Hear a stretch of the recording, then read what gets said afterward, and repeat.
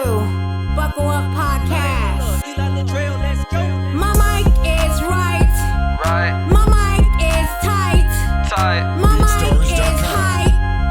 My mic is psych. Buckle up podcast. Buckle up Podcast. Buckle up Podcast. Buckle up. My mic is hype. My mic is psych. My mic is right. My mic is hype. Buckle up. Podcast. Buckle up. Podcast. Buckle up. Podcast. Buckle up. Listen up close, we here to spread the news. Buckle Up Podcast is the voice of the views. So let's talk about topics and points of views. Buckle Up Podcast is made for you. Hey, thank you for listening to the Buckle Up Podcast with your host, Shibley McGinnis. I hope everybody is doing okay for this Friday. For me, I am doing well. I cannot complain. Today, I have some interesting topics that I want to go ahead and get into. The first topic that I really want to talk about that really has my panties in a bunch is electronics. Wait a minute. They're nice to have, but I think that with us having these electronics, it takes away from us having any kind of human interaction with one another. It's taken away from our social skills because we're always on these things, whether it's a laptop, a tablet, or your cell phone. They're nice to have, but I think that we are really getting lazy having these devices. So I'm going to get into it and tell you guys why. Give you guys examples of why I feel frustrated with these electronics. Okay? I didn't think that these electronics would take away our interaction with one another as humans and as a social mechanism for us. So these things are really interfering on how we interact with one another using these devices. We are dependent wholeheartedly on these devices where years ago it wasn't like that. So let me give you my examples of my frustration of my devices, and you guys can leave a comment and let me know how you feel about what I'm talking about with these devices. So my first example, my husband and I last week, we went on a road trip, and of course we had to stop to get something to eat with our drive-in. And our drive-in going to New York City from upstate New York. So we stopped and we went to try to grab something to eat at Wendy's. So when we went inside Wendy's, there was a long line. And I'm like, okay, it's a long line. I see people in the back. I see, people in the back, one at the drive-thru, one on fries, one standing around, and I'm quite sure there was people back there on the grill. So with the remodel and that they've done for these restaurants, you really can't see them anymore in the back, but you can hear them. So I'm wondering why this line is so long, and it's long because people are ordering their food from Wendy's on a kiosk. So I'm like, okay, it's enough people back there. Someone can't come to the front and take these customers' orders so that the line can move swiftly and people can go have a seat to eat their food, get their food and go about their business out the door. Like, we literally have a line, and if I can count how many people. I'm just going to say there was like maybe 5-6 people waiting to use this kiosk. Okay, and then you still have a crew back there that somebody couldn't come to the front and see that there was a line and help the line go quicker.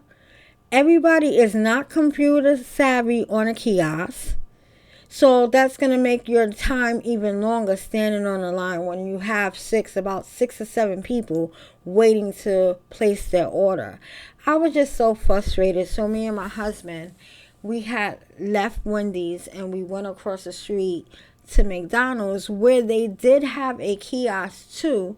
But the difference with McDonald's was they had someone in the front to help you out if you did not want to use the kiosk and you wanted to speak to someone to take your order on the register.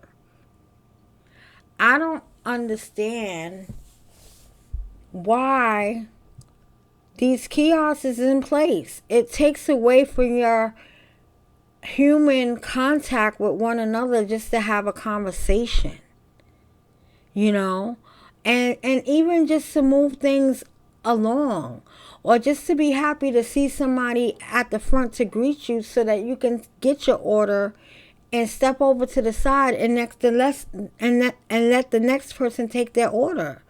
Like, I mean, we gotten so lazy with these electronics, you know, where, you know, they're doing the work for us. The kiosk is doing the cashier's work, you know, and it's just not right. Like, at first when it came out, I thought it was all right. I'm like, oh, okay, it's cool. But then now I'm seeing that it's a frustration for me, you know, especially when you have a long line of people, you know, who's hungry and who's trying to order something, and then you have to wait for somebody to finish using a kiosk so that you can use it. Like, no, I miss the human to human contact, the social interaction with one another. You know, it's like nobody wants to be bothered with someone anymore. Everything is electronic. Even now when you call in to handle your bills and to speak to a company, you don't even speak to a real live person anymore. You got to go through the prompts of a computer. You know, if you speak English, press 1. If you're calling for this, press 2. And then they want to help you out. No, I want to speak to a live human being. Like, it's so frustrating how these devices, electronic devices, got us lazy. And it frustrates me. My second example is, I am a contractor for a lab company, and I have a team that I work with, and my team member decides to shoot me a quick email about a case saying that I need to close the case. And I'm looking at it and I'm like, what case are you talking about? Because today is my day off. So so now we have this email going back and forth. And it was a misunderstanding because the date was for yesterday. But if she clearly seen that I was confused in the email, you would think that she would have picked up the phone to call me and say, hey, I see that, you know, we're going back and forth in the email and there's a misunderstanding. I just want to clarify some things. No, she didn't do that. So I don't understand how we got to this point where we don't want to even pick up the phone and talk to somebody. Emails and texts can get misconstrued because you don't know what the intention is when you're sending a quick email. You don't know what the tone is when you're sending an email or a text, you know, and it should be common courtesy to say, I don't think this person understands what I'm saying. Let me just give this person a call.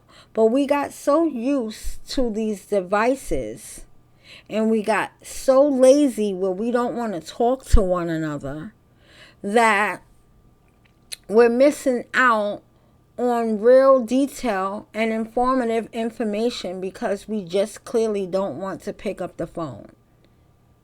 And that bothers me. You know, if I'm looking at an email, if I'm looking at a text, or if I'm going to write a text and I feel like maybe this person may take it in the wrong way, let me go ahead and call this person. Because sometimes these texts and emails can be misconstrued, but we just got so comfortable with these devices that we don't even want to talk to a human being anymore. And that saddens me, you know, along with frustrating me. We don't even know each other's telephone numbers anymore because we're so dependent on these devices. We can't even leave home without our phones and notice that we don't have our phone because we'll quickly turn around and go back in the house and get our phone. It's a lifeline now, you know, and it's just crazy how society has become on relying on these electronic devices. And just my experience with those two examples alone just are frustrating to me because I'm seeing how the human and the social ness of these devices is taken away from us. You know, you have these humans that are lazy because the computer can do it. The computer can do it. You know? So, and I don't like it. I really don't like it. I like having interaction with a human being. I like to know the tone of the human being. You know, I like to know the intentions behind the human being. You know? You don't get that in an email. You don't get that in a text. And it will never be the same. And that's what frustrates me about us evolving into these electronics. Even though, yes, they're nice, but they are really a distraction. You know, they really are. And it frustrates me that we don't have that human interaction with one another because of these devices, electronic devices, you know, and they're only upgrading to do more so that we can have less contact. And I don't think that is right. What do you guys think? Do you think I'm, you know, over exaggerating, or, you know, or do you feel the same way? You know, but that's one of the things that I wanted to discuss on this podcast because I wanted to know if my listeners with this topic can understand and relate to how I feel frustrated about these electronic devices. You know? So I'm going to move on from that topic and I'm going to ride on Donald Trump's train for a minute. I had watched the address to Congress with Donald Trump talking about the tariffs. I was very confused on what a tariff is and how he is using it, so to speak, to help out the United States because he claims we're losing a lot of money and we need to have other countries pay for our imports. And I didn't know what a tariff was, so I had to Google it, and I found out that it's basically taxes on imported goods. Anything imported from another country, where they're going to put tax on it. And Canada is very upset. Mexico is very upset. China is very upset. We do business with them. Canada and Mexico more so because they are our neighbors. You know, Canada Prime Minister, you know, says that, you know, he's happy to turn off our electricity here in the United States if those tariffs, get through. Now our president, have put a pause on the tariffs and so that he can do some more investigation or more research or whatever you call it, before he start issuing these tariffs to Canada and Mexico and China. But all three countries are not happy with us at all about these tariffs. And I'm a little bit confused because, I've asked people who voted for Trump, like, what do you think of these tariffs and what he's doing? And the person that I asked was like, well, they have, he's saying like, if you can charge us, we can charge you, and they're upset about it. But Canada Prime Minister says that they've had an agreement with the United States on tariffs, and he feels like Trump is just not caring and he's breaking his commitment to the Canadian government, so that's why they're very upset with what Trump is trying to do. And they are threatening not to have any, not for us not to have any electricity here if that happens. That's one of the ways that they're going to retaliate to us. And they're also going to put a 25% on anything imported from the U.S. And matter of fact, they started taking down U.S. goods from their shelves the last time that I've seen the report. So this tariff thing is a serious thing. And it really is going to affect us if he doesn't have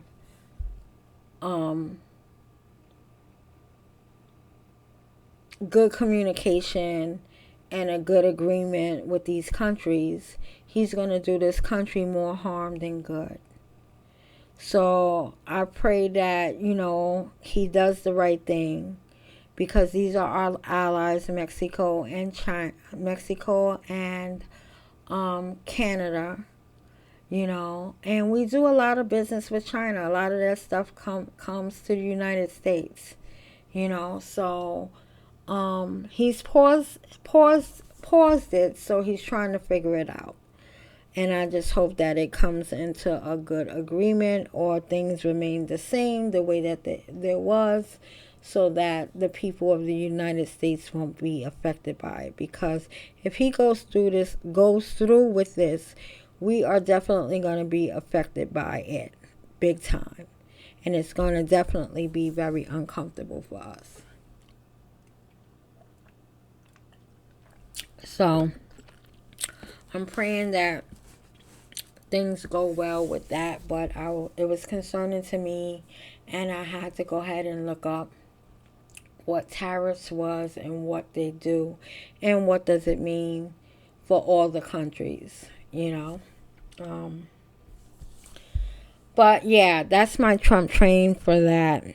The next thing I want to talk about is I am terrified to get on a plane to go traveling anywhere. Last year I've been on 3 planes to go to 3 different places last year, vacationing and traveling, and now I'm scared to get on a plane to go anywhere, because these planes are falling out the damn sky. And I truly believe that there's something going on in the atmosphere, that these planes are falling to the ground. And I don't understand, when this man got in office talking about President Trump, that now these planes are falling out of the sky. And just recently, the other day, the rocket blew up in the sky. So you can't tell me that it's not something going on in the atmosphere, because I truly believe that there's something going on in the atmosphere. And I want to know why. What the hell is happening?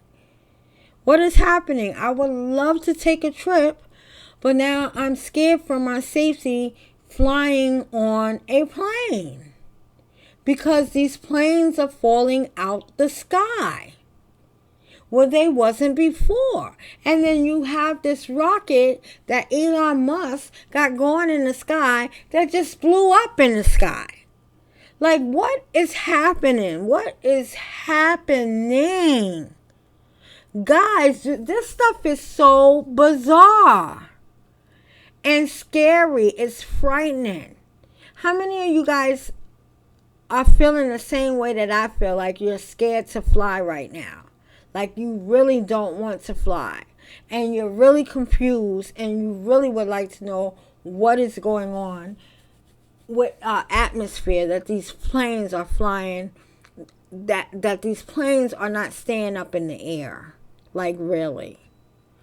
I don't know. Like, I am, with this man being the president for the past 2.5 months now, like, I am feeling so much anxiety for this country and for what we have to endure with this man leading this country. It just leaves me stuck and amazed, and not amazed in a good way.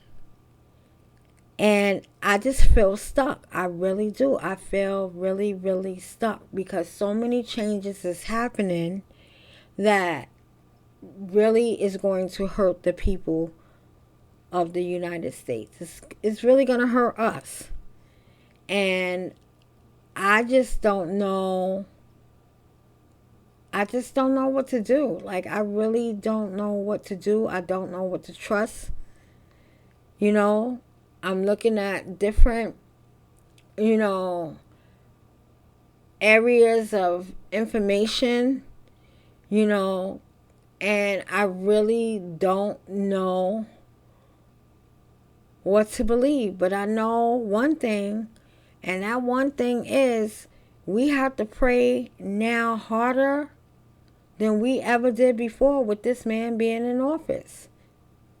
We really, really, really, really, really, really, really have to stay prayed up and on guard. We really have to let the Holy Ghost really lead us in our day-to-day decisions and moves with this man being in office. We really have to keep our faith strong at this point, because I feel like everything is so up in the air right now. Everything is up in the air right now. It's a feeling that I really can't describe. As the only word I can feel is like I'm stuck. I'm stuck. And the only way that we can get unstuck, I can get unstuck, is if I just put my trust in the Lord and keep doing what I can do on a day-to-day basis, and just, pray that the Lord gives me great discernment and He speaks to me and allow me to move the way He wants me to move. And that's not only me, that's everybody, because we are living in the last days, honey. We really are, especially under this man's leadership, So get your seeds ready, get your water ready, get your perishables stocked, because we don't know where this man is taking this country. With Biden, at least we knew where we were going. With him, we don't know. We really, really don't know. It's very undecisive, and we have to really stay prayed up. And on that note, I'm just going to go ahead, as I always do, and read out the prayer from Matthew 17:20, and it says, faith can move mountains. And I think that's what we have to have. We have to have our faith in the Lord. And we have to have faith in ourselves so that we can listen and hear the voice of God when He tells us to move. So on that note, I want you guys to keep your head up, your chin up, your shoulders back, and keep on walking in your purpose, baby. Thanks for listening. Goodbye for now.